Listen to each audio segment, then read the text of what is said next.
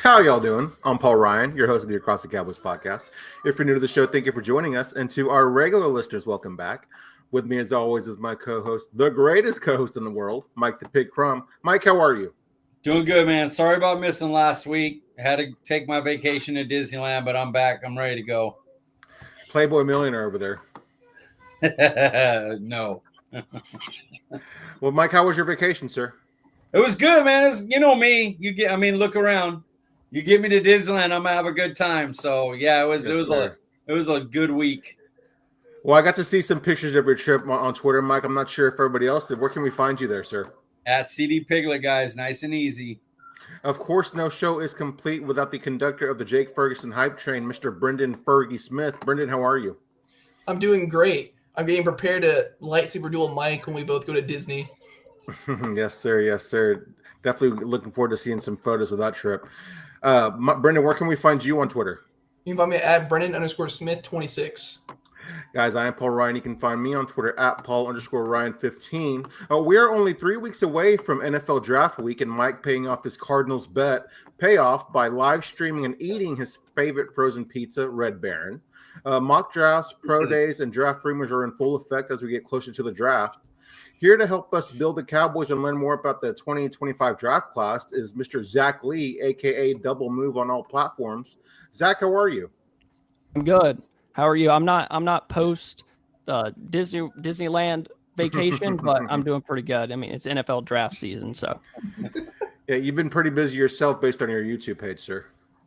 Oh, yeah. Yeah, we're just really getting into it now, the last month coming up. But I just wanted, before we get started, just want to say thank y'all for having me on. Anytime we get to talk to other Cowboys creators, it's a good time. So thank you guys for having me. Yes, sir. Yes, sir. Can't thank you enough for joining us. Zach, where can we find you on Twitter, sir? Zach Lee, ZACLEE _DM. DM for Double Move. Sir. Well, Zach, we know the Cowboys have a lot of work to do, but before we get into that, I'm curious, when did you start creating content and how did you get into creating content? So I started creating content about 2 years ago on YouTube. Growing up, actually, as a freshman in high school, so probably about 10 years ago, I started a Instagram page where I just posted Cowboys related edits and all videos, pictures, kept up with the scores, all that stuff. I've built that up over 10 years, but graduated college in 2022, and I kind of wanted to do something on my own. I got a degree in digital media, so started 2 years ago. Now do YouTube, TikTok, Instagram, all that combined, and it's been a blast, like a dream talking to other Cowboys creators. So that's how I got started. Technically 10 years ago, but really on YouTube about 2. Nice. I'm going to ask, are you a fan of the Cowboys? I know because I went over your thing, but for the crowd, are you a fan of the Cowboys or another team? I've always been a Cowboys fan, and it's kind of funny because I'm from North Carolina. My family's never really been much into football, or at least not the extent that I am.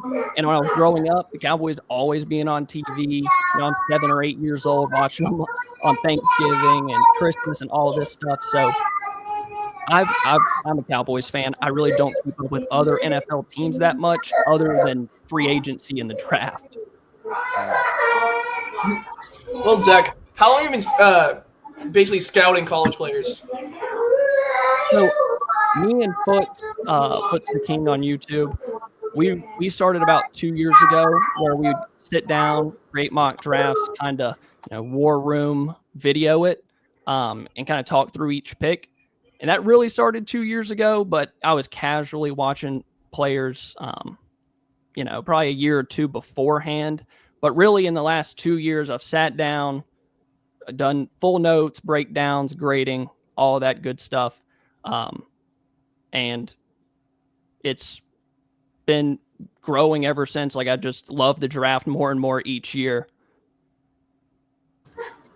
Very cool, very cool. I know this podcast actually got started by the doing a mock draft for the Cowboys. So yeah, the draft is always a fun time, man. Who's the best prospect you've studied in this draft class? So this one's a tough one because I'm somebody that likes offense. I have like a bias towards offensive players, hence the name of the channel.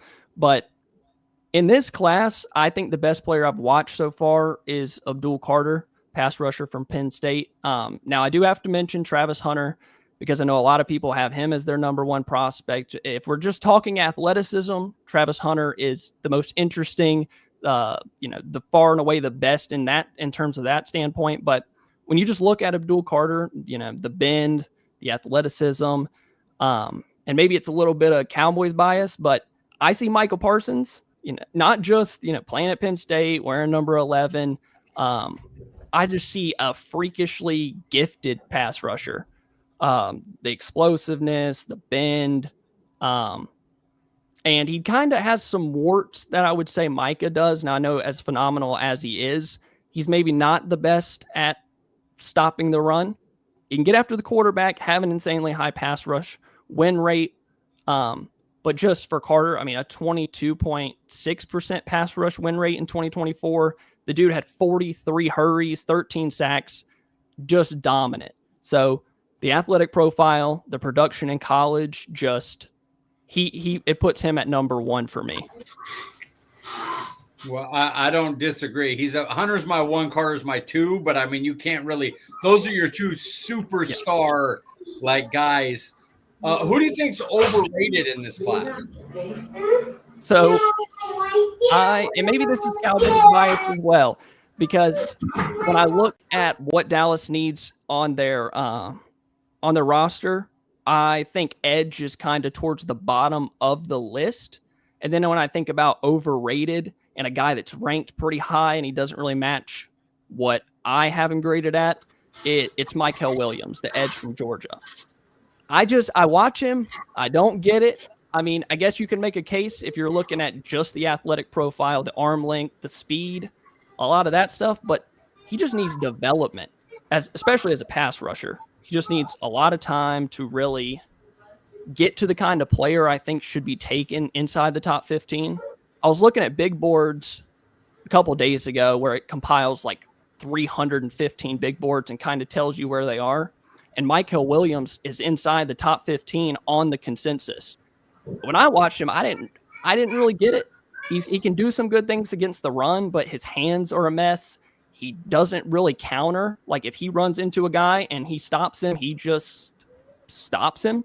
Not much else going on, but somebody's going to bet on the tools. So when you combine not having the traits that I would want in a top 15 pick and the Cowboys not really needing an edge, that's probably my worst nightmare in terms of what could happen for the Cowboys. Same. I have him as a third grade plug, unnecessary plug, but Cowboys Wire, I'm doing a top 5 at each position article. Mykel Williams is not in my top 5 edge rushers. So, I don't either. He is a go through your chest guy, and if he can beat you, that kind of stuff doesn't work when everyone's your size. Like Guyton, when he plays Guyton has the physical tools, his movement and length and everything to shut down to Mykel Williams, and he's not even a technically sound player. That would be my nightmare as well, Zach. I'm with you. Mike's been talking about that for the past 2 weeks, how he's terrified. That and running back, he's I will die. It's because I know they like Mykel Williams. Yes. I can tell you for a fact, Dallas, if a Tet McMillan isn't there, Mykel Williams would be one of their guys that they would take at 12, and that worries me. Yeah, he's a name. He keeps popping up. When you hear Dallas media talk about it, that's a guy that they like. And like you said, if he can't run through your chest, and sometimes he can, the arm length will help him, forklift a guy and he can move him. But when he doesn't, and people look at the production, he had 4 sacks. It's nothing crazy, but I would take Shamar Stewart over him any day of the week. And he was a guy that had 2 sacks at Texas A&M. I don't really see it with Mykel Williams. So if it does happen, I will probably have a meltdown on draft night. Sad. That'll be a sad day one. Sad day. So we know who's overrated. Who's being slept on in this draft? So I typically tend to fall back on my Senior Bowl guys when I think of like players that I really like in this draft. And I guess it's just seeing them in person. But somebody that I really liked down in Mobile was Quincy Riley, cornerback from Louisville. I thought him and Maxwell Hairston were phenomenal. They're two of the best corners. And luckily they were in different practices, so we got to watch them do their one-on-ones. But just the way that he moves, I think he has inside-outside flexibility. He can play in the slot, can play outside. And for the Cowboys, I would put him in the slot. But we know they like flexibility at any position, really. A guy that can do multiple things. But Riley has fluid hips. He can turn and run really easy. He does a really good job of turning his head, finding the ball, which is really difficult for a lot of corners. It's something I figured out watching him. It's going to be interesting to see where he goes. Coming out of Mobile, I was like, that dude's a second-round pick. Seems like he's more of a third, fourth. I've seen him in the fifth round on some people's mock drafts. But for me, he's the most slept-on player and one of my pet cats in this draft. If I could get him at 76, we're having a party. Oh, yeah. That's a party day. I'd love to do something like a Tet, a Williams, the DT from Ohio State, and then Riley corner. And I'd rather get a running back in the first three, but I'm one of those that's okay getting one later. If you're getting the right guys instead, I can deal with that. 100%. Corner is such a sneaky need. Like, you're a Deron Bland injury away from being in real trouble. Yeah. If you had to pick one player for the Cowboys to draft, who would you pick and why, Zach? So I heard Mike mention running back is a nightmare. I think the obvious one for a lot of Cowboys fans would be Ashton Genty. But I think if there's someone I would want more, obviously, is Travis Hunter. Wide receiver or cornerback. Obviously, the positional value, it could be either one. Both of them are more valuable than running back. I think more because taking Hunter, it gives this team, this fan base, something that we've all needed for so long. It's good because it's going to require you to move up. Like, if you can get to 4, if Dallas, Jerry, Steven were to put it together and somehow get to 4, I think a lot of people are back in on this organization and more excited. And like I said, corner, wide receiver, doesn't really matter to me. It's just the type of athlete that he is. Will he fall to that? I don't really know. But if I had to choose one, taking positional value into account, I would take Travis Hunter. What would you prefer, in playing cornerback or wide receiver for the Cowboys? See, that's an interesting one too. I've heard the saying, you can be a part-time receiver, you can't be a part-time corner. So I'd probably put him at corner and let him come in on certain packages on offense. That's exactly, yep. That's exactly how you do it. Would you give up 12.44 in a second next year to move up? See, that's the issue. That's rich because this team has a lot of holes. Like, when I do my mock drafts, it doesn't matter if I take a different position at every single pick. People are like, well, we need this. And it's like, yeah, because there's so many spots that you could go on this roster. Yeah, I agree. So giving up that much, it would be a little rich for me. But I would also be like, awesome. We got Travis Hunter. Sweet. Worry about it later. Yep. I feel like with Hunter, you're almost filling two positions. Sorry. No, I was just saying, I feel like with Hunter, you're almost filling two positions, so it wouldn't be that crazy. I just wonder if this front office would let him play receiver at all. Yeah. Go ahead. I think they would. I would just be concerned about injury because you can play 120 snaps at the college level. Playing that much at the NFL, I would be concerned with injury, but I don't know what their plan would be. Hopefully, a good one. They would 100% let him play some receiver. He would play receiver at least 10 snaps every game because that, the marketing alone of having a guy doing both would be. That's what Dallas is all about. But I have a question for you. Would that fill your void at wide receiver 2 enough? Or are you taking Hunter and putting him at corner and you're like, okay, wide receiver is still a spot? Because is Hunter going to be a run route guy, or is he going to be a gadget guy? Because you kind of have that in Turpin, which I don't think Hunter needs to be a gadget guy, but I think he would be. I don't think he could be in the wide receiver room enough to be your wide receiver 2 for sure. What I would want him to do is play 15 to 18 snaps a game of receiver and be a corner. Yeah. And then come in and play some. I would still look to do, if you couldn't get a veteran, maybe in day 3, there's a guy like God, I'm going to call him Nick Nemeth because I'm a wrestling fan. Nick Nash, is that his name? Yep. Okay. Good. Yeah. So something like that with potential. You have a Mingo, but why not get another guy? You know, they've been searching for a big guy like with Flournoy, Mingo. They've been searching for a big X, Ted McMillan. But, I would probably do something like that to pair with it. I don't know if I'd get a receiver, you know, in the top 100 again because, like you said, so many holes. But he wouldn't be my wide receiver 2 because I don't see him. If he's doing that, then he's not corner. Just, you know, he can't be in both rooms at once. I agree. Oh, I got the question next. I just stopped. I'm like, yeah, I'm answering questions over here. So do you think this team is good enough to draft BPA, like no matter what? Or do you think that they need to target certain positions because of the holes on the roster? So I think BPA actually lines up pretty well for Dallas in this draft because I think there are so many holes on the roster that you could be like, okay, I can fill that spot, especially at 12. I think you're going to have a chance at 3 or 4 receivers that you like being there at 12. I think you're going to have your pick. If you want to go offensive line, guy like Kelvin Banks Jr., whatever. I think they're in a position to go BPA and still feel like they're finding a spot or finding a hole in this roster that they can fill. Yeah. Like I said, I wouldn't be interested in taking edge all that much. But even then, Sam Williamson is coming off an ACL. Marshawn Nealon's got to get better in year 2. You signed Dante Fowler, but he's more of a rotational piece. He's been a rotational piece throughout his career. I'm always in the boat of go BPA. And then if you have 2 or 3 guys at a spot and their grades are kind of touching on your board, then you just go with the position of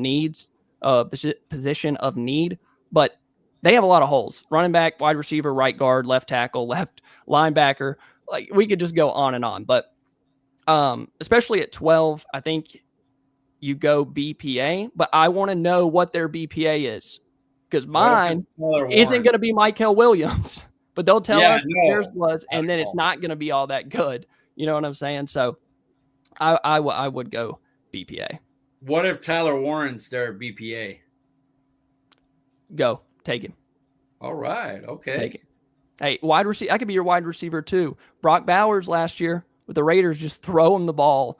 Just throw him the ball. Absolutely. Play 2 tight end all day. I don't mind that. Yep. Schoon just there on the sideline is crying the entire time. He got his chance. Yeah. Well, what position in this draft has the most depth for talent? I think this is a tough one between running back and the defensive interior, because I like quite a few of the defensive interior guys, but I'm probably going to go running back because there's a couple of them that I think could be eventual starters after a year or 2. Like, just behind Hampton and Genty, you have Judkins, Henderson, Johnson, and then a little bit later, Devin Neal, R.J. Harvey, Giddens, Jadon Blue. The list really just goes on and on with running backs, and I think that's why some people are so against taking Genty if he's there at 12, which I don't think he will be. And even Hampton, it makes people even more mad if you see Hampton go at 12 in some of these mock drafts. I think it's because the running back room is just so deep. Yeah, that's my. I couldn't really be mad if Ashton Genty fell to 12, it's hard to go, oh man, you took a top 5 player at the 12th pick. So like, it's strong to say like that's my nightmare scenario because I understand that pick. It would just be hard because the team has so many holes.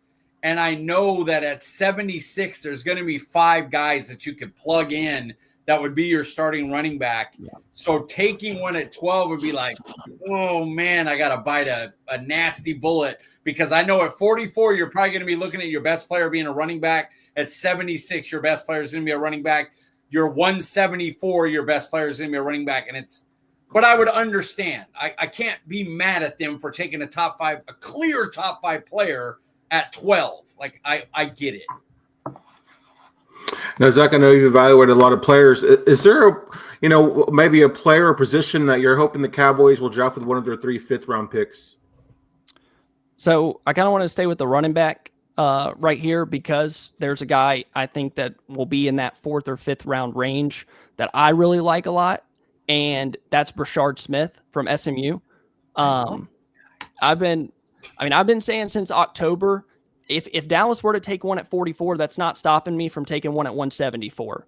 I'm taking 2 running backs, having those guys play for the next 4 years, and then I'll worry about it in 4 years. Like, Brashard Smith's one of those guys. He's a receiver turned running back.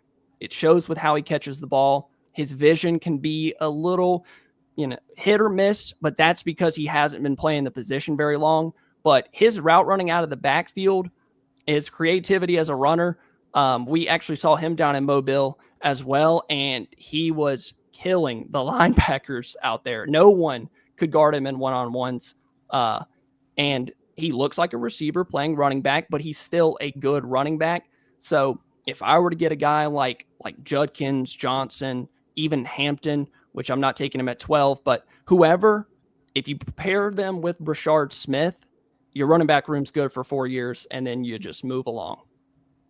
I cannot agree more with you. That would be he legitimately could play receiver. Like not like a receiving back, but like could go into the slot and just eat you up. I would have no issue if they ended up getting 3 other spots. They needed a corner, a DT, a wide receiver, like we talked about earlier, and they ended up taking 2 fifths, like a Neal and who did we just say? Brashard Smith. Yeah. Yeah. I would be so happy. He can legitimately change. And with our offensive coaches, the type of things that they want to do, I feel like he would fit in so well. I would love him if he got to the 5th round. Love. It's my question. Again, yep, it's you. Yeah, it is. Get to talking. This is what happens. If we're wiped out at 12, who's the guy that would feel like a reach to you, but you would be cool with it, with us taking him? So I actually answered this in terms of everyone yelling at me for my previous mock drafts. And when I take Emeka Egbuka at 12, people go nuts. They are nuts. And I don't think they're convinced that he's dynamic enough to be taken at 12. And you look at like Ted McMillan, the frame, the catch radius, people think he's dynamic. Same with Matthew Golden, maybe not as productive, but probably a bit more dynamic with the ball in his hands, as a route runner. But with Egbuka, people don't understand. He will be a instant 800-yard rookie. You can book it. As long as he can stay healthy, instant 800-yard rookie. And then he has another 2 or 3 seasons in a row with 1,000 yards. And with this Cowboys team, with where their roster's at, I think he's just picture made to just stick in at wide receiver 2. He might not be the flashiest pick. People might be bored with hearing his name or whatever, or just the thought of him at 12. But a lot of people would consider it a reach. I would be ecstatic. He's my wide receiver 2. Now, I have Hunter as corner. So he would be wide receiver 3 if you count Hunter as wide receiver. Egbuka is my wide receiver 2, and I think if that's the perfect way to put it. I would want Tet your high ceiling. You have a chance to get a 1,500-yard guy. You have a chance to get a Mike Evans. I'm not saying Ibuka would ever be that guy, but Ibuka could be Amon-Ra St. Brown, a Hines Ward. He's great right away. He'd be one of your best film guys. He's the guy that where some people use their athleticism to get open. He may not have that, but he knows what they're going to do. And he's going to find a hole in the zone. And he's going to know what to do on third down to get a first. And he's going to know what to do in the red zone to score, to find an open area. He will block to open up a run. And in the film room, they'll see it. And people who watch film will see it. But people watching the game will go, well, this game, Ibuka only really had 2 catches for 25 yards. He really didn't have a big game. Yeah, but he made the 2 blocks that broke your 40-yard runs, one of them for a touchdown that won you the game. He's one of those dudes. Again, man, me and Zach. I like you, Zach. I like this. I think he's more of he's a football player. Like, that's what I liked about him. Like, he might not be the flashiest, and I will talk about it in a little bit, but I think the mindset playing behind Garrett Wilson and Jeremiah Smith, like, he's ready made to come in and be your 1B, and he's perfectly cool with it. Yes. And can do all. He'll route you up underneath. He'll be great in the slot, and you have to be scared if you put a DB out there on him, we run up your butt because he's going to block him out of the play. You put a linebacker, he routes him up, and he makes a big yak play. I have no issue with taking him at 12. I will take him at 12, no problem. I full on believe Zach has done his research for Mike, and so now Zach has turned into Mike's favorite guest of all time. Just by the way, he fangirling over there with how happy he is. Because it's I get in a lot of arguments about Ibuka and Smith is another guy that I'll take a running back later guy, and this is a guy I brought up, and you hear a lot of this and that, and I'm like, dude, when I hear somebody else like, no, this is a good later guy we could grab, we need to get him in the 5th, no matter what you do earlier at running back, even if you get a guy, this is another weapon you're adding to your offense. And not everybody agrees when you watch tapes. So when you get somebody that's a tape watcher going, yeah, that, and it confirms what you watch. And so I like that, I'm gonna put it out there like, yes, I agree. It just made me laugh because half the time my goal is to piss you off. So seeing someone just make you happy feels weird, but it's just really funny to watch. We had Jesse last week, man. Give me something. Look, the guest we had 2 weeks ago, we don't agree on anything. Like, he loves Mikael Williams. He sees potential in him. He doesn't like Tet. He's into the smaller, shiftier. I mean, everything. And I'm just sitting there going, this is a tough one. But, so it's nice. It's nice to have the opposite side of that this time. All right, Zach, which position is a must draft for the Cowboys? So I thought of this one in terms of just one that needs to have talent injected in some way, shape, or form. And I put running back because as good as Rico Dowdle was last year, he had 1,000 yards. What that means in the NFL, we don't know anymore, but I don't trust Miles Sanders and Javonte Williams. I think Dak's a lot better if he has a running back like when Tony Pollard was so good that could rip off those 40, 50-yard runs. When you don't have weapons, you got to be able to hit the easy button at some point in the offense. Look how easy Saquon made it. Think about the playoff game. They run a toss to the left on the first or second play. He takes it 60 yards to the house. It just makes it so much easier on your quarterback. Dak has to nickel and dime his way all the way down the field. Now, you don't have to spend a top 12 pick on one. You don't even have to get one at 44. But at some point, that room just needs talent injected into it. I don't have a whole lot of hope that Miles Sanders is going to be able to do that this year. Javonte Williams, ever since that ACL injury, he just hasn't been the same guy. So getting a running back, even like I said, having 2 that do separate things from each other would make me really happy. And I think it would take a little bit of pressure off of this offense if they could hit the easy button like that. All right, here we are with your mock draft. Zach, you did a 3-round mock for us. I'm going to pull up the the mock here. Mike, try not to get too aroused when you see this. I we are gotta at pick 12. I gotta make sure I get my notes set up in case, because I don't. Oh, okay. Oh, So, yeah. Zach, talk to us about pick 12, man. I had to keep the continuity of the show. I was like, I'm going to talk about Emeka, and then we'll just talk about him again. But it's funny you said that that McMillan was your wide receiver 1. Mine is Ebuka with McMillan right behind him. We could talk about McMillan for a second. I'm just concerned. The only thing that concerns me with him was the level of play and the upper body strength. He's a slim guy. He can get knocked off his spot, whatever. Like I talked about with Ebuka earlier, I think the floor is so high that I feel good enough to be like, it's like gambling, like, sure, you might win more money over here, but if you hit this button, you'll get $10. Like, that's how I feel with Ebuka. Like, I'll just take the $10. I just have so few questions about him. I think with how he fits in the Cowboys offense, how much he helps CD. Think about the kind of player that Dak has been so good with throughout his career. The guy that can get open underneath, be a security blanket. That is Ebuka. And I think with how he works with CD Lamb is CD plays outside, Ebuka plays on the inside, and then you can flip him.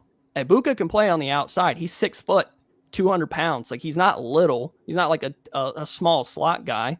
So just with how he fits, what he gives to this offense, like you said, some of the stuff that he can do in the run game as well. I just feel like every time he's going to pop up every time on PFF at 12. He's always available. And I'm like, man, I got to pick somebody else, but not this time. Was this the best player available or a need pick or both? I have to go back and look at my thing. I don't think he probably was. He's going to end up as a top 12 to 15 player on my board.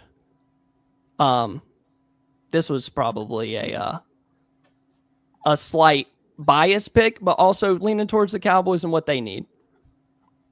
So, you talked a little bit about what you like about Ebuka. Do you think that he's a Cowboys type?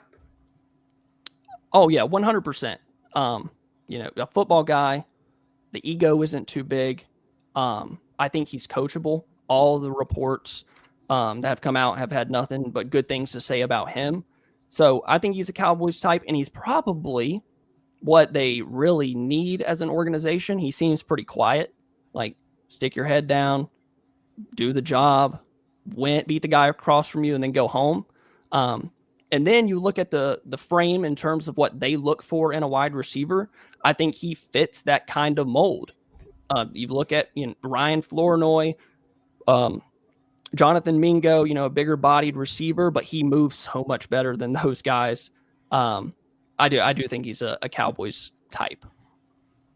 Mike, we know how much you like Ebuka. Do you have anything to add to that? Well, I'd say one, the way I look at Ebuka, the floor, it's hard to find a guy that's like a Pro Bowl level floor. Like, I don't think anyone would be shocked if Emeka Ebuka played here 12 years and made 8 Pro Bowls. Yep. Like, he's that level of guy. And what he say, he fits. Go back to when you first listened to Schottenheimer and the new coaching staff and what they all explained they wanted in football players. They're describing Emeka Ebuka. They're describing him. So I think they might try to do like they did with Parsons, where they go from 12 to 15, thinking like, you know what, that nobody in the top 15 is going to take a floor player. They may try something like that, but I do believe if the value wasn't right, I think they would take Ebuka at 12. I really do. I know that would surprise a lot of other people, but I think Ebuka at 12 would absolutely be in play.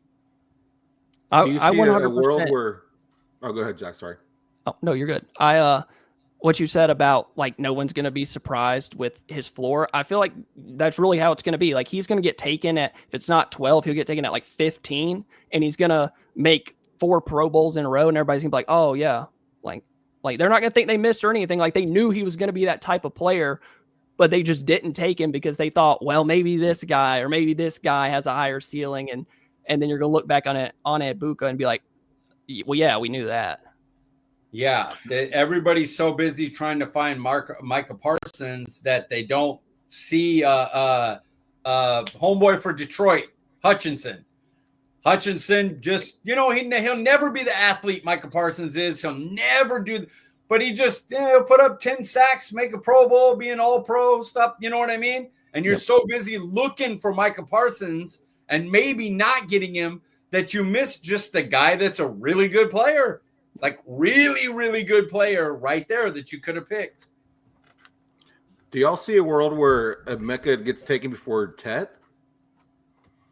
Golden would be that guy because Golden's the flashy speed guy. Yeah. So let's talk about your second round pick, pick 44. So I went with Maxwell Hairston, the corner from Kentucky. Once again, another Senior Bowl guy. And Maxwell Hairston's an interesting one just because of the competitiveness that he plays with. Like, he's smaller, he's a little bit slimmer. Pretty sure he's in like the 8th or 9th percentile for his weight. But just if you want a corner that gets up in somebody's face, runs bump and run, man coverage, plays with tenacity, Maxwell Hairston's that dude. Was this BPA or was it a need pick? So I think this one lines up with both. Again, I'm not going to cheat here. I'm going to say BPA. He is my 3rd graded corner on my board. And he was just sitting there in the 2nd round. And I also think he fills a big need. Dallas needs corner. My question would be, I like Maxwell Hairston, the player, but a guy that wants to get up in your face and run and mirror receivers and play man-to-man coverage. How does that work with Matt Eberflus, who might like a guy that plays more zone coverage, a guy that has good route recognition? I don't really know how that would work. If they would like him like I do, I just took him because he was the best available player. I know you just kind of talked about it, but would he be more of a Cowboys type, or is just like you're just hoping talent would just like burst on and be like, okay, cool, we'll rock with it? I think he's a Cowboys type receiver too. I know last time Dallas took a corner from Kentucky, it didn't turn out great with Kelvin Joseph, so this one would definitely be better. But down at the Senior Bowl, like, they let guys just rotate through, like they're not telling them to go one-on-one. They're just letting guys rotate and like jump in as they want to. And Maxwell Hairston got a ton of reps out there. And I think on Twitter, a bunch of people were posting clips of him. But like, when I think of like a Cowboys type, Dallas needs some dogs, somebody that wants to get out there and actually compete. So Maxwell Hairston would be that guy. So my worries with Hairston is he's just barely under 6 foot. He's 183, which is a little small for what Dallas typically likes. And I think his arm length was under 32, I believe. And that's okay. It's not disqualifying because it's right around what Jordan Lewis was. Jordan Lewis was not over 6 foot, was not a 200-pound player, and did not have 32-inch arms. So it's not disqualifying. But he is on that right there at that hook. But I feel like at 44, I wouldn't say it's impossible. I think that it is a possibility that he would be a guy that Dallas wanted. It's funny because when we left Mobile, I think Hairston was like PFF's 100th ranked player. He might even been lower than that. Like, he wasn't anywhere near. Then he went to the combine, had a great 40 time. Now he's inside the top 45. So this draft is a weird one too. Like, how do these guys actually fall? Like, I could see Hairston being a top 35 pick and never even making it to 44. But like you said, he is smaller. I wonder if he could play in the slot. I think people forget that Bland could play in the slot if you did have to shuffle it a little bit. So if if this was Dan Quinn, I'd be really worried about the arm length because they'd be completely out on that. Yeah, that his ability, he isn't a great run player. So I think it might be a thing where he ended up outside for Eberflus and Bland ended up inside because Bland's a little bit more. It's weird because he's not as physical as Hairston in the pass defense department, but he's a little bit better of a run player, at least from what we've seen Hairston in college. So they might end up having Bland be the slot guy because Eberflus kind of uses his slot guy.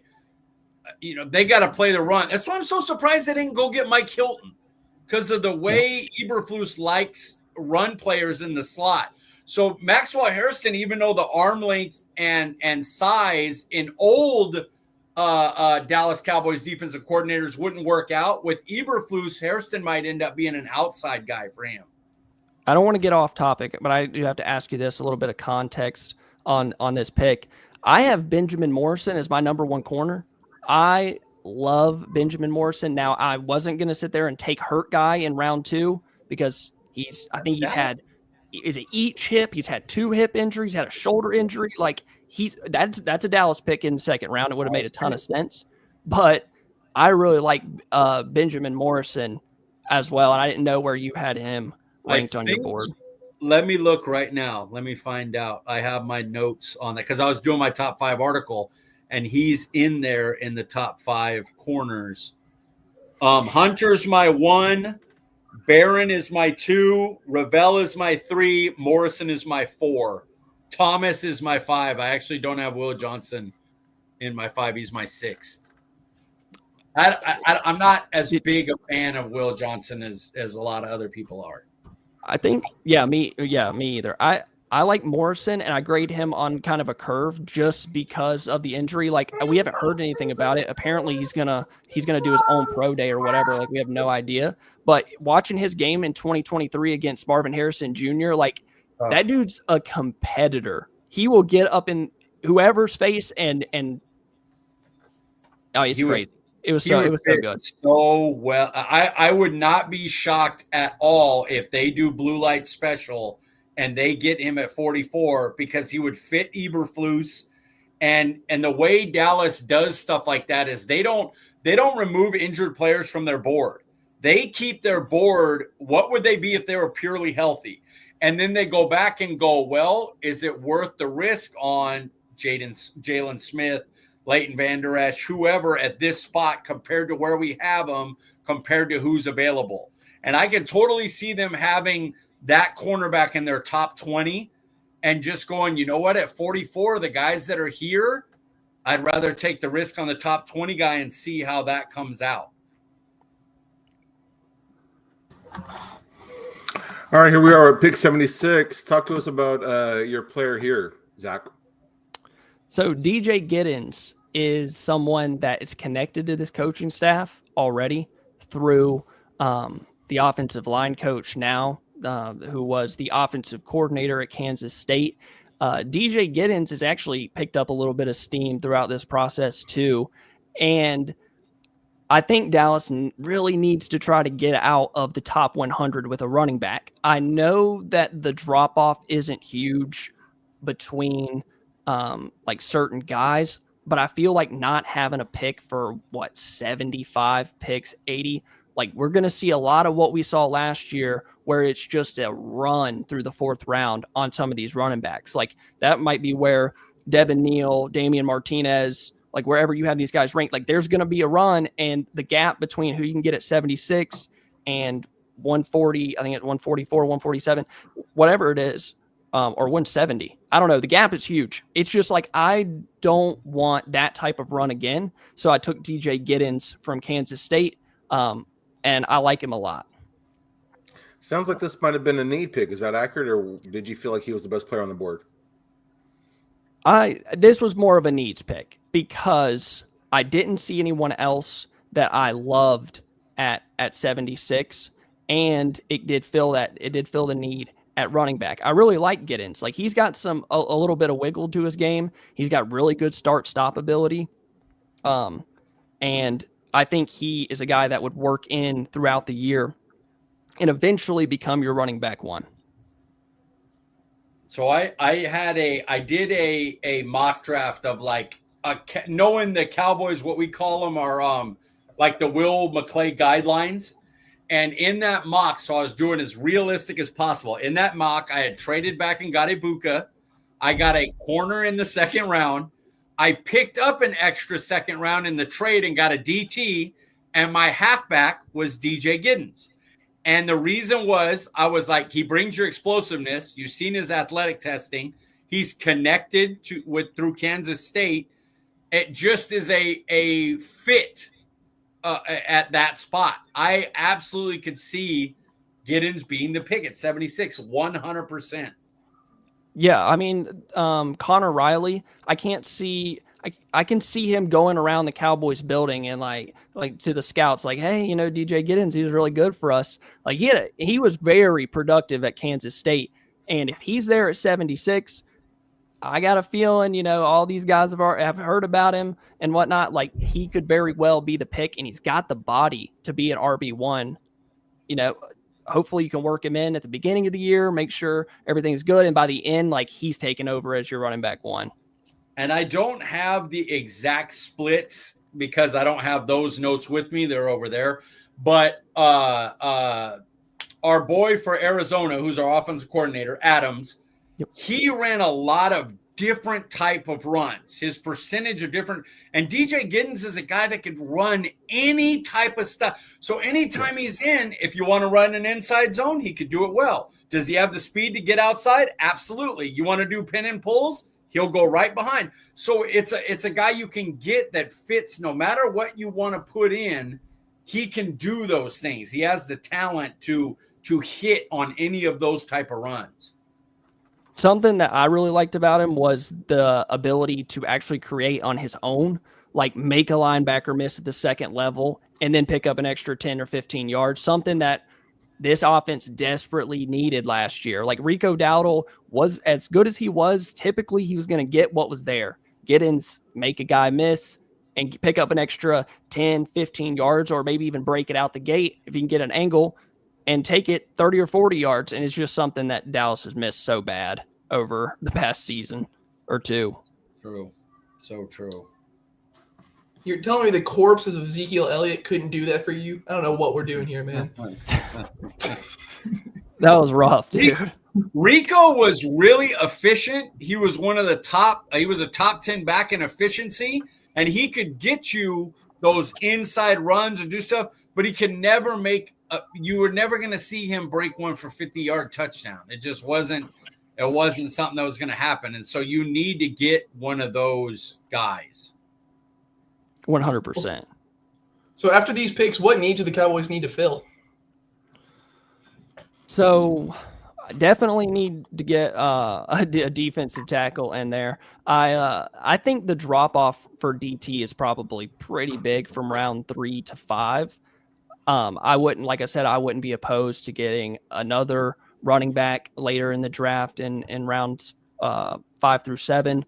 Offensive line, Dallas likes to bet on guys in the back half of the draft on some offensive line spots. I wouldn't be opposed to that.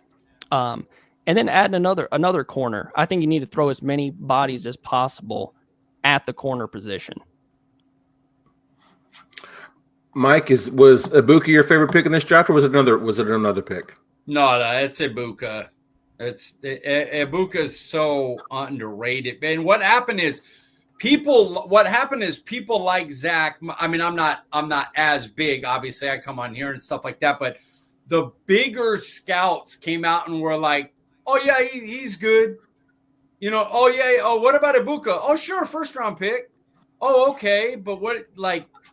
It was never like nobody's ever said Ibuka's not a first round pick. I have yet to, maybe Massey, our guy Massey, is the only one, Joseph Massey, who's like, I don't know if I like him in the first round. Everybody else is like, well, yeah, he's a first round pick. Well, then you talk about it, it's like, he just does everything well. Okay, but why? Oh, well, then what's the problem? I don't know. Not 12. Well, and you get that. And so now people hear it and go, yeah, see, he's not really a 12 guy. And so they feel underwhelmed by it. But it's like, bro, can you imagine just what does this team need? Well, it needs help in the run game. Okay, Ibuka. It needs somebody that can make explosive plays. Ibuka will kill a linebacker or a safety underneath. Kill him. We need a guy that's reliable on third down. Everybody's going to bracket Lamb and okay, he does that. And then you're like, well, why are you disappointed at 12? Like, it's just because he doesn't have golden speed and he doesn't have Tet size and he doesn't have, he just does everything well though. Like, I don't know. Just that's the problem with Ibuka is if you get him at 12, even me, we're going to go into the grading right now, right? So I'm sitting there going, well, I give it an A. Well, why not an A+? Well, you'd like to trade back and get another pick and hope Ibuka's there. Would you, though? Would you really want to trade away from him? Well, I'm saying ideally. We're grading a draft. Like, ideally, you want an A+. It would be like, we don't trade, but it would be, trade down to 15, 16, grab them and get your extra third or whatever. So you give the pick an A, but even me in saying that is like, well, why didn't you give it an A+? You just got a perfect fit in your wide receiver 2 role. You did great. I guess I'm literally doing it, and I love the guy. He's my wide receiver 2. So I don't know. I just feel like he got a bad rap because he was always behind Harrison and Wilson and just he was never the guy. Well, who cares? You have the guy. You have Lamb. Fair. Out of myself now. So, Mike, what changes, if any, would you make? Oh, I would like to see what corners were there other than Hairston. Like, if I would have probably went with the injured guy, I would have went with Morrison. I probably would have Benjamin Morrison. I would like to see if Ravel's there. I really like Ravel. Did he fall to that spot? But I like it's hard to say, obviously for a guy like, if Derek Harmon somehow fell to 44, it's easy for me to go, I'd take Derek Harmon. But I didn't see the mock draft. Like, I don't know who's there. So maybe I'd take a different corner, but I like the idea of wide receiver, corner, or DT, and then running back. Like, that would be my ideal rhythm. So it's hard for me to go, I'd take somebody else without knowing who's there. I like it. I like the draft. I don't see a need to say that I would change something. Would you have preferred wide receiver, cornerback, defensive tackle over wide receiver, cornerback, running back? Yeah, but here's the thing: is I want one of, if Harmon, Grant, or Williams fall. That's Harmon from Oregon, Grant from Michigan, Williams from Ohio State. If one of them fall to 44, that's my pick, and I really don't care who else is there. I'm taking one of those if they fall because I have first-round grades on for sure Grant and Harmon. And Williams, I really want to give a first-round grade to, but I don't know if I'm doing it just because I want to get him, so I'm like elevating him more than he should. But if I get one of those, I'm taking him at 44. Other than those three, I probably want corner at 44. That would be where my cutoff was. And then I would go in the third round and it's hard. Like he said, the drop off is hard. Like, I don't know if I want Peebles or West at 76, but then they don't get to the 5th likely. So it's hard. That's where DT at 44 makes so much sense to me if the right guy gets there.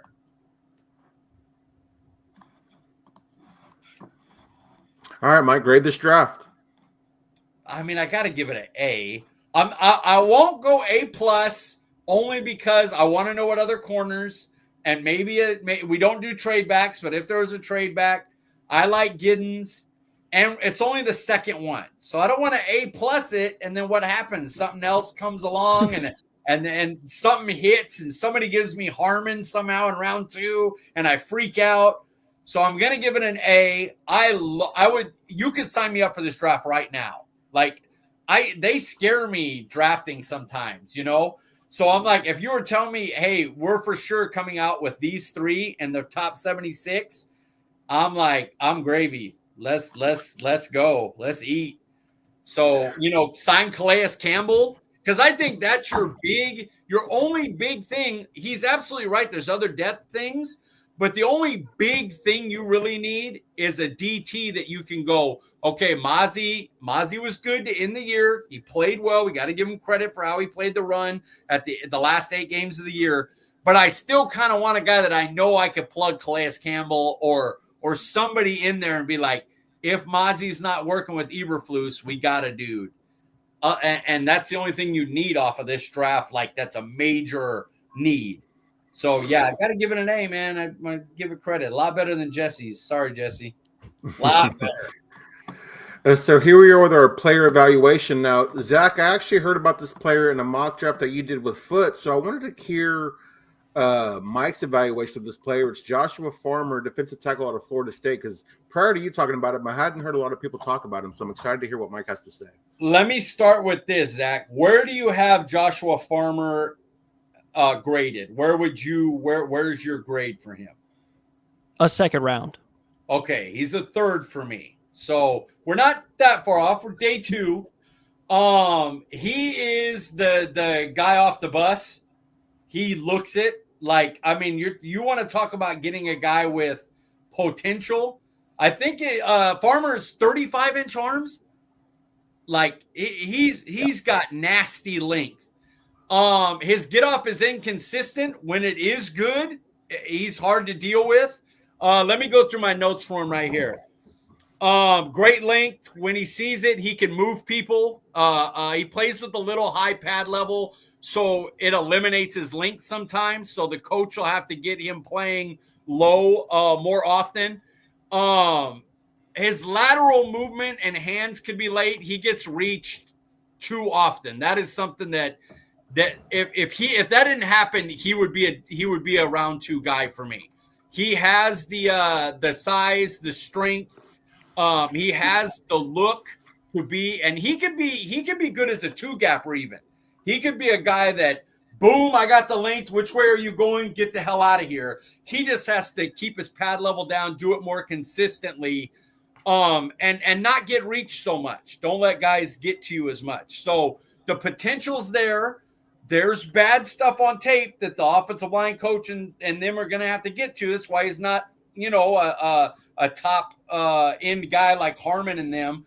But if you were able to get him at, I'm going to say 76. I don't know how I wouldn't feel great about 44, but 76, if you got him there, I feel like you got a guy that could be a potential like monster if he's unlocked, which is why he may not get to 76, because there's not a lot of DTs that go, well, if he's unlocked, he's a length and destructive monster.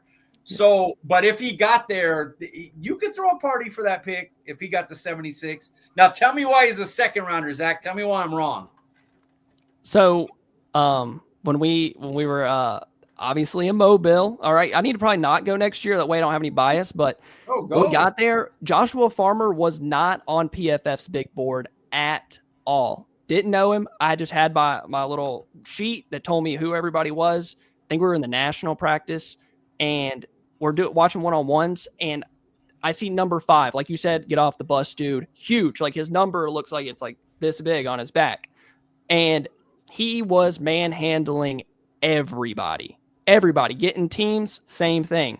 He at the Senior Bowl, he's explosive off the line. Like, when he hit guys, you could tell he's moving. Like, he's got violent hands. He's not as much of a run stuffer as he is like just knifing into the backfield, pocket pusher, that stuff. But I actually did some research on him afterwards, because I'm like, why is this guy not popping up? Like, am I missing something? Whatever. I think Daniel Jeremiah has him in his top 40, top 50. I don't know where he's at now, but back in January.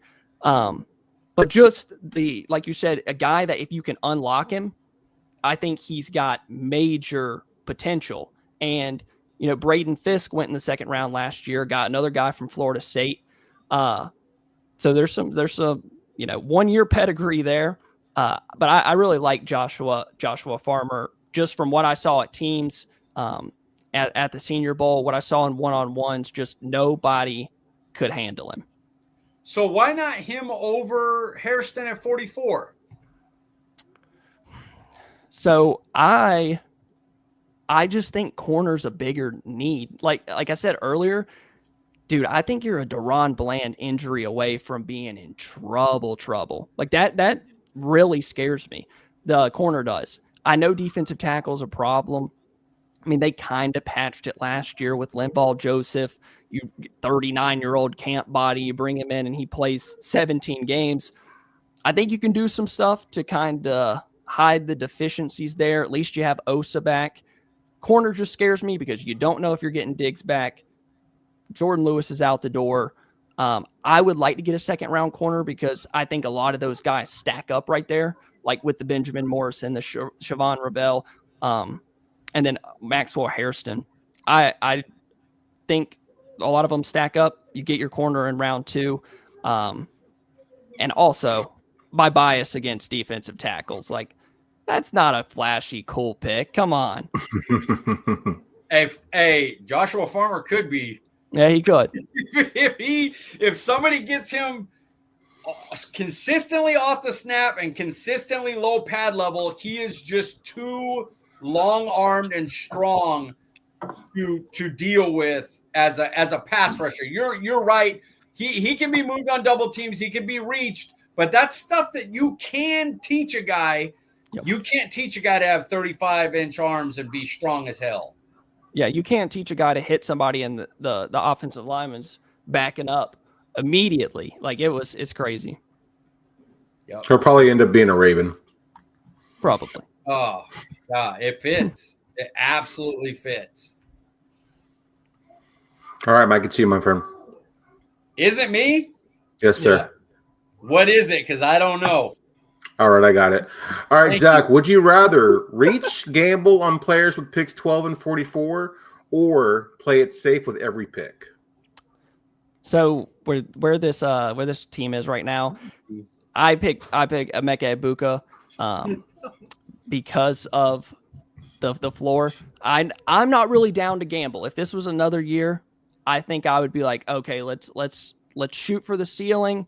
You know, what do you consider gambling though? Like is if Jackson Dart is a top 10 player for you and you take him at 12, like that's a gamble. Are you willing to gamble on Shedeur or Sanders? Whatever. I just think with how the roster's set up, you really need to hit at least 1 or 2 starters now because you don't have a wide receiver too. I don't want to go into the year relying on Tolbert and Mingo. I don't want to go and hope that Josh Butler comes back from an ACL injury. So I'm going wait, hold on. Oh, I got confused. Give me 1 second. Oh, I don't think you want to reach or gamble on players. Tolbert's blocking is just so bad. I couldn't see a Schottenheimer, Clayton Adams. I can't see these guys coming in and going, yeah, we're going to put you on the field on 500 yards. And like, he doesn't provide enough in the passing game for how bad he is run blocking. And as far as the questions go, I talk so much during the draft thing. I just thought you guys were going to ask the last part of the questions. I talk as much as the darn guest. It's on the sheet, Mike. Come on. I didn't put my name on it. I apologize. That is my fault. God, I suck. I just like seeing like the wheels spin, and you see Mike goes like, "Oh, that is my question." Yeah, it was. I see it right there. That was me. I know. Well, you kind of just talked about it with one word. If the week 1 wide receiver 2 is Jalen Tolbert, I will be blank. Worried about this offense. Worried about scoring points somehow. Now, this is a lot more than one word, but what's going to happen is if Jalen Tolbert is going to be the wide receiver 2, Dallas doesn't get out of the draft with 1, Jalen Tolbert is going to have the most fantastic training camp of all time. We are all going to be totally bought in on Jalen Tolbert like we were last year. And then we're going to get to week 1. We're going to be feeling great.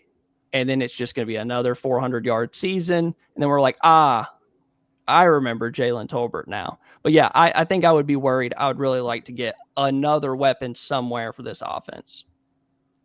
But what if, like, you go into week 2 and Joe Tolbert is a wide receiver too, but the Cowboys have added like a Kelvin Banks or a Will Campbell to the offensive line? Would that make it better for you at all, knowing that the protection might be a little bit better this year? It's hard to say because you bracket CeeDee Lamb. Like, I just think the problem last year, besides the blocking issues up front, I think they were good enough. It was just nobody could get open. Like, Yeah. Lamb bracketed, that was it. Like, Ferguson took a step back. Tolbert had his moments. They just weren't plentiful enough. Like, they weren't happening enough. I think I would feel better with the offensive line taking a step forward because Guyton got better. Maybe Terrence Steele, another year removed from that injury, got better. You maybe find somebody at right guard, like a Tate Ratledge in round 2 or 3, if you decide to go that way. I think I like the idea of bringing in another weapon and just hoping that the offensive line gets better than betting on Jalen Tolbert to be better. That's fair. That is fair. Well, here we are with Plug Talk, Zach. I know you talked a little bit about your YouTube channel and what platforms to follow you on and everything. So I wanted to give you an opportunity to talk about the draft sheet that you and Foots have been working on. Can you tell us a little bit about that, what people can expect from that, and maybe what's different about it than some of the draft sheets that come out around this time? Yeah, so me and Foots put together a draft guide for the first time. We're doing it together. I think we're up to 200 pages now. It gets updated every Friday. We got player breakdown, strengths, weaknesses, X factor stuff, their career overviews from college, stats, all of that good stuff. And I think what kind of separates it is doing it like with a friend, like we don't have anybody helping us with it. Like, we put it all on there. It's our thoughts. We agree on players and projections and where they fit in each of this. And it updates. So if you get it now, it continues to update throughout the season. We're trying to add as much as we possibly can. It takes a good while to get to watch the film, get it down on 3 to 4 pages, and then get it to the website. So I'm really excited about it. I can't wait to like print it out because it's probably the hardest I've worked on anything in my life. Like, dude, I was in college. I did not work this hard. I wish I did. I wish I knew how to work this hard in college, but I'm excited about it. And you can find me here on YouTube, Double Move, all one word. So if you're not going to buy the Beast, you should definitely go and buy Foots and your draft guide, right? Get both. Get them both. You can never have too much draft content. That's right. I typically get 4. I'll add yours to it. I promise you that. I will. That Foots might be the one guy that Tolbert at wide receiver 2, he might find a way to turn that into positive. That is a very positive man. Hey, Foots gets into my head. We'll go to do a show, and pre-show he'll be talking, and I'm like, I'm mad about something, and then Foots starts talking, and I'm like, dude, please stop. Like, I'm mad. Stop trying to talk me into this. And then we get on the show, and then somehow I'm talking positive about the Cowboys. I'm like, dude, you got to stop. 100%, man. Foots is he will bring the positivity no matter what. And I don't mind it because I'm kind of in the middle. Dan Rupert is my no matter what they do, he hates it. Foots is my no matter what they do, he'll find a positive spin. Now I'm dead in the middle. Like, sometimes I agree one way, sometimes I agree the other. Yep, that's my guy. Well, Foots is starting to share Mingo highlights, so that's about as optimistic as it can get for a Cowboys fan. We love Foots, by the way. We love absolutely. Watch all his content. He's a must-watch for me every week, for sure. Well, Zach, man, I can't thank enough for your time, and this was an awesome episode. Before we get you out of here, let the people know where they can find your work. And I was trying to find a link to the draft guide to put it in the description, but make sure to share that, on the show invitation on Twitter so people can get to that as well. Yeah, you can find me here on YouTube at Double Move, all one word. I occasionally post on X. I am trying to get better about that. I don't know why, but I don't post enough on there. You can find me at ZachLee_DM for Double Move. But that's mainly the 2 places. If you watch TikTok, I'm also on TikTok at Double Move as well. Yes, sir. Mike, where can we find you, sir? CD Piglet, guys. You know the drill. Nice and easy. Brendan, let them know. At Brennan_Smith26. Guys, I'm Paul Ryan. You can find me on Twitter at Paul_Ryan15. We appreciate you joining us, and we will see you guys next week.